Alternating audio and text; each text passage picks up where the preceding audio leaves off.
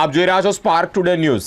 દાહોદ જિલ્લામાં પ્રજાસત્તાક દિનની ઉજવણી કરવામાં આવી છે। ધૂમધામથી અને હર્ષોલ્લાસ સાથે જ ઉજવણી કરવામાં આવી છે, જેમાં દાહોદ જિલ્લા વહીવટીતંત્રએ શરૂ કરી દીધી હોય, જેમાં કોઈ અનિચ્છનીય બનાવ ન બને તે માટે જ પ્રજાસત્તાક પર્વની ઉજવણીમાં શાંતિપૂર્ણ માહોલમાં ઉજવાય અને તેના ભાગરૂપે પોલીસ અધિક્ષકના આદેશ અનુસાર BDDSની ટીમ દ્વારા જ દાહોદ રેલવે સ્ટેશન પર આવતા જતા મુસાફરોનો માલસામાન સાથે જ દાહોદ રેલવે સ્ટેશન પર રોકાતી ટ્રેનો, દાહોદ રેલવે સ્ટેશનની આસપાસ જાડી ઝાંખરા અને રેલવે સ્ટેશનની બહાર આવેલા પાર્કિંગમાં ઉભેલા વાહનોની ચેકિંગની કામગીરી કરવામાં આવી છે। BDS, QRT, રેલવે, રાજકીય પોલીસ અને RPF પોલીસ દ્વારા જ કામગીરી કરવામાં આવી હતી।